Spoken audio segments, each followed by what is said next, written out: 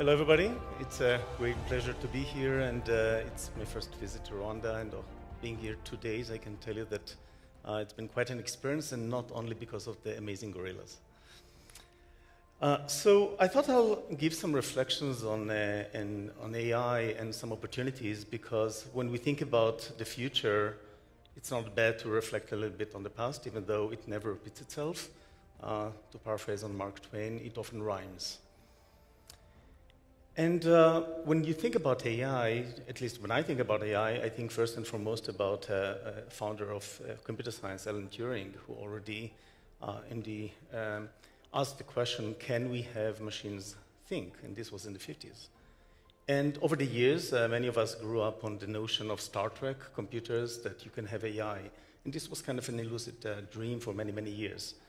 But if I take it as a guidance or as a reflection of development of machine learning and AI for games, which is one area that always fascinated many, we already had pretty good experience with that early on in the late 50s. Samuel wrote a computer that could learn on its own to play checkers, and it did pretty well. It actually got some state championships, and it was essentially based on the idea of let's learn from experience by playing against a program against each other. Now, for many, many years, there wasn't much progress. In fact, when I was a student, I was fascinated with the notion of having machine learning, writing programs that would learn on their own. And I was actually quite shocked to discover that nothing much has made progress for 30 years after Samuel's. So I actually used some of his techniques plus additional hacks to write a program that learns to play reversey. And that's where I also learned for the first time the importance of computing power, because as I let the program train itself, I managed to crash the computer system of the school. So computer power is important. But it was only 40 years after Samuel that there was a big milestone with Kasparov, Deep Blue versus Kasparov, that we saw a computer chess program that could play better than the world champion. And at about the same time that the notion of big data started up, in fact, I was fortunate to be part of the work on some of the early challenges of how to deal with massive data sets with big data. And this has been a pretty fascinating field and still evolving. And in a way, I would say some of the initiation of the new era for machine learning. But again, it was only 20 years later that we really saw a breakthrough in computer game with AlphaGo, a computer program by DeepMind, a company which Google acquired based in London, beating the Lee Sedol, who was considered unbeatable by anything like that.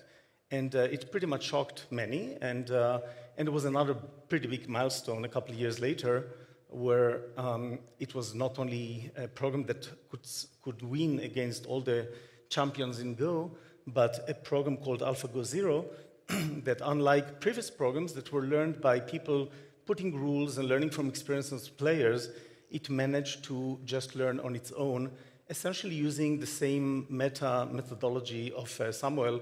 Let us write a program, let it play against itself, and let it learn, except that this was using totally different technique. And indeed, in just 40 days, it managed to just learn from nothing into beating, becoming a kind of the best program ever. And this was, again, a pretty significant milestone on games. Well, life is not games, so I think that games are really important for us to really see what's going on with AI, but really we care about the rest of our life and how does it impact our life. And AI is a transformative technology that is now going to impact every aspect of our life.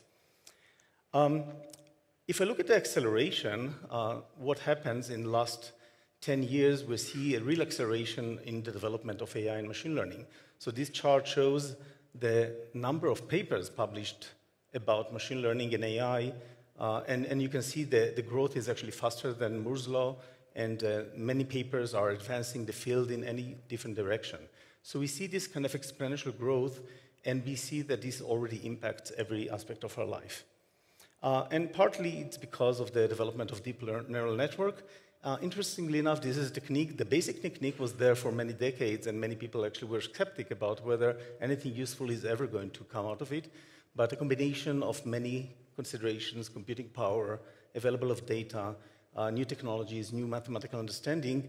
We got some breakthrough technologies, and the interesting part is that we really understand very little about what's going on here, which to me looks like an amazing opportunity.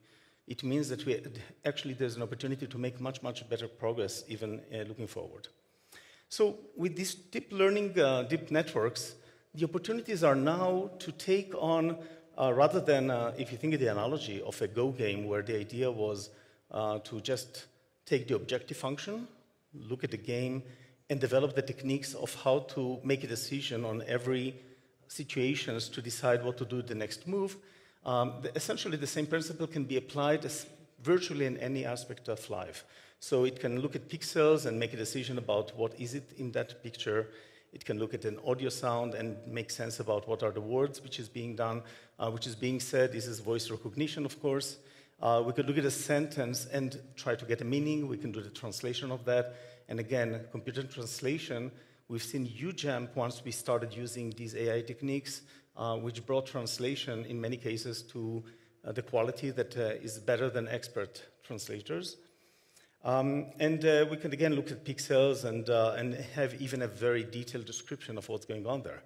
So it's no surprise that indeed AI and its techniques are now in a way powering virtually every product and every feature you can think about. Google search is now using AI and in a pretty profound way.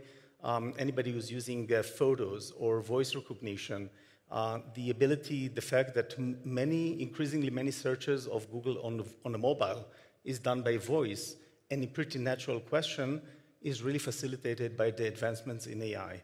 And the fact that most of the spam in Gmail is kind of can be eliminated on the spot, again, is attributed to AI. So the opportunities here are amazing. If we just want to see the progress, just reflecting in 2011, the error on images would be the analogy of looking at a picture like that, 20% error versus 5% error for humans. And when we look at it just a few years later, we're actually getting precision, which is better than, in many cases, people's identification. So in some aspects, we're getting machine learning programs that can do a better job than even persons, and this is an amazing opportunity. So even though this is really on a very specific domains, this is really revolutionary in many aspects of life.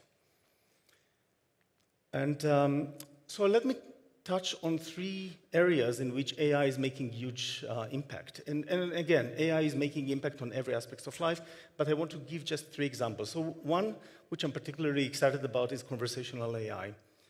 And the reason why I'm very excited about it is because I think it's going to remove friction with how we're using technology, because it allows us to use conversation in a pretty natural way.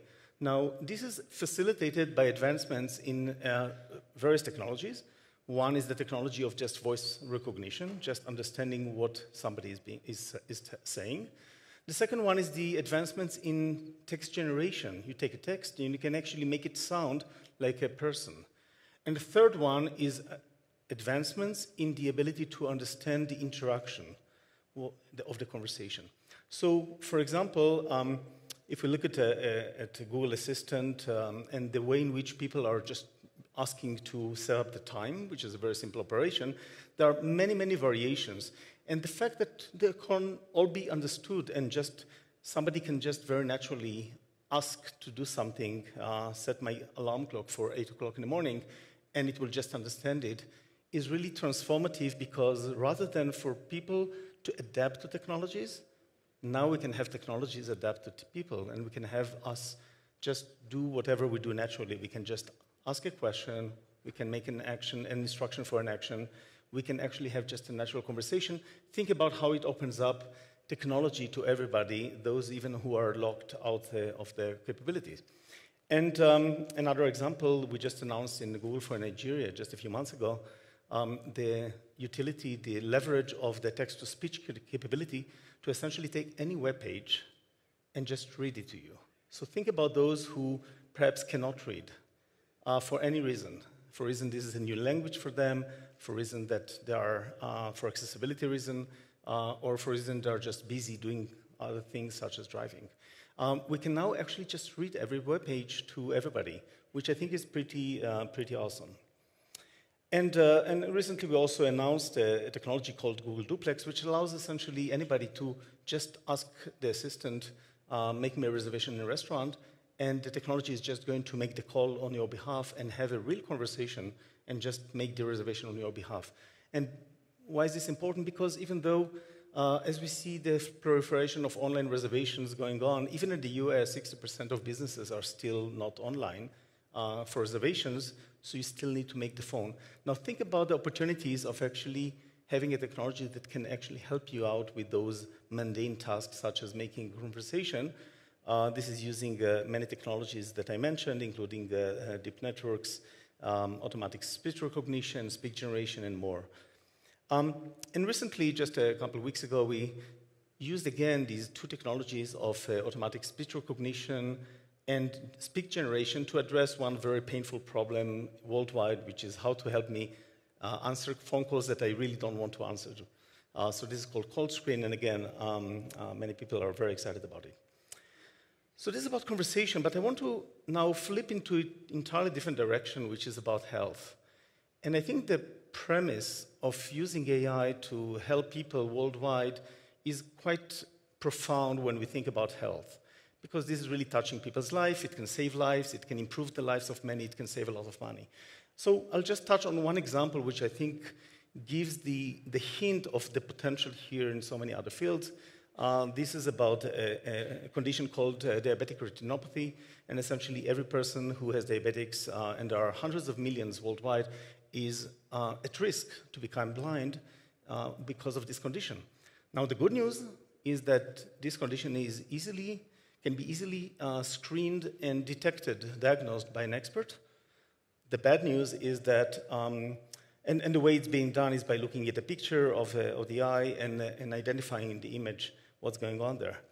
The bad news is that there's a shortage of hundreds of thousands of doctors worldwide in order to do that, which means that many people could go blind just because we don't have enough people to look at it. Now, this is an example that because the condition can be screened using an image, and one of the areas in which AI did huge progress in the last decade is really understanding images, then a research has been done to see, can we do diagnosis that is actually in par with what experts do? And the answer is positive. In fact, it turns out that one can use machine program to do diagnosis here, which is really at the same level as a panel of experts, and this is now as a pilot under deployment. So think about it. This is using technology to help out save people's sight, and this could actually help millions of people. And think about how we could use similar or related technologies to save people's lives in unnecessary casualties for the fact that we don't have enough resources to treat everybody with the experts that we have. So this is really empowering the medical community, empowering doctors to help out, to scale, to make their time more efficient. And again, this is one tiny example out of many. Let me switch to another different domain, which is very close to my heart. So we have started a couple of years ago bumping up an effort that we had for quite some time, which is helping people during crisis. So what we observed is that when a crisis happens, as anything from earthquake to floods to even terror attacks or fires, people are turning to Google to look for information. They want to know what's going on. Where is it happening? Is it affecting me? Is there anything I should be doing? So these are spikes that you see in popularity of searches around these kind of crises. So we launched last year a feature within search, which is called SOS Alerts. Essentially, when something happens, we very quickly, typically within an hour, we provide information about what's going on and what you do, etc. And indeed, unfortunately, these crises happen quite often. So just in the last year, we've seen over 200 activations of major crises. And along with a feature called Public Alerts, which helps out people with information, we've seen over 1.5 billion views of these. And in many cases, these are pretty profound. Now, some of the most deadliest crises out there are floods. It turns out that there are some 250 million people affected every year by floods and thousands of casualties. And what we discovered is that this information can be life-saving. So this is an example for a feedback we got after information about floods in in Florida after a hurricane about a person saying, hey, this information might have saved my daughter's life. Now, the problem is that in order to take action before floods actually occur, we need to have some information about what's going to happen. And it turns out that the ability to anticipate where floods is going to happen, even if we know that it's likely going to happen in a particular area, is lacking in many places in the world. So we set up actually an effort to try and use AI in order to have a better estimation about where floods is going to occur. And what you see here in this picture is, on one side, the kind of very broad estimation that we had before. And the problem with broad estimation is that people tend to ignore it. If they know that, well, there's going to be a flood in a particular big area, but I'm not sure if my home is going to be impacted, many of them are not going to take action. And the government also cannot, or first responders can also take proactive action because the area is too big.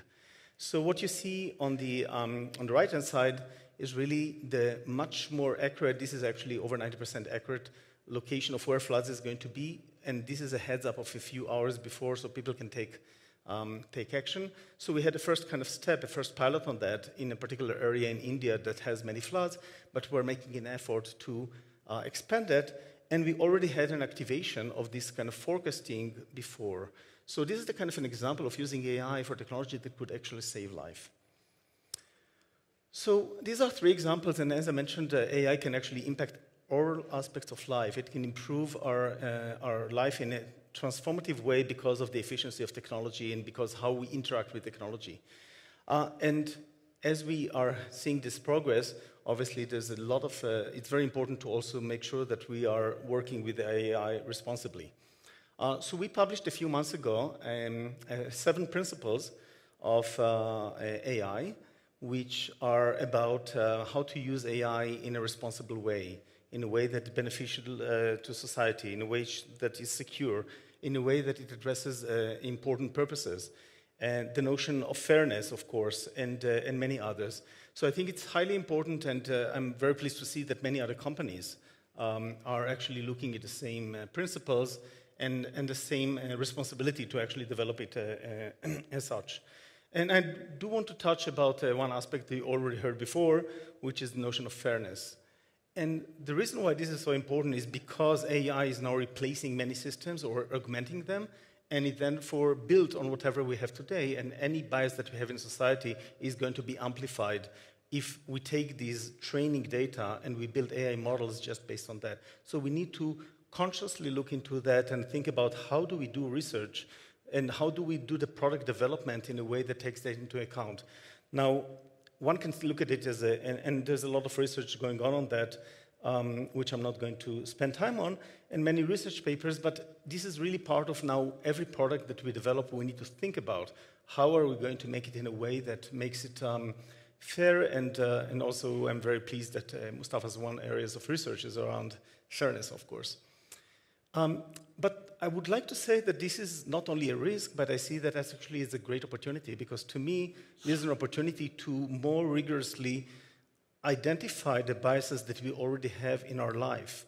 So I see that an opportunity actually to improve, while the original objective, or one of the objectives of looking into fairness is to make sure that we're not reinforcing biases which are there, I also see that as an opportunity for us to thoughtfully identify those biases and actually improve biases that may exist today in society. So I'm very optimistic about the positive impact this is going to have on many systems in our life. Now let me make a comment that while a lot is going on in AI research and development in companies, big companies, small companies, startups, etc., one of the most fascinating, I think, technological revolutions is the notion that we can take any technology and make it available for everybody. And this is really a facilitation of the combinations of open sources and cloud technology. And the idea is that everybody can take whatever technology that we are using in companies such as Google and Facebook and other companies, and everybody can take those basic technologies and using them in their projects, their studies, their startups, their companies. So one such vehicle is Tensorflow, which is an open source library for a lot of the machine learning capabilities that we're using internally at Google. And this has been quite popular. In fact, there are over 1,600 contributors to TensorFlow and over 16 million downloads of TensorFlow. So the prospects of actually many people to use it is amazing. And I should mention that they are running on multiple platforms, including one of the interesting aspects of AI is that we could actually now develop chips and computing platforms that are actually more efficient to support AI machine learning capabilities.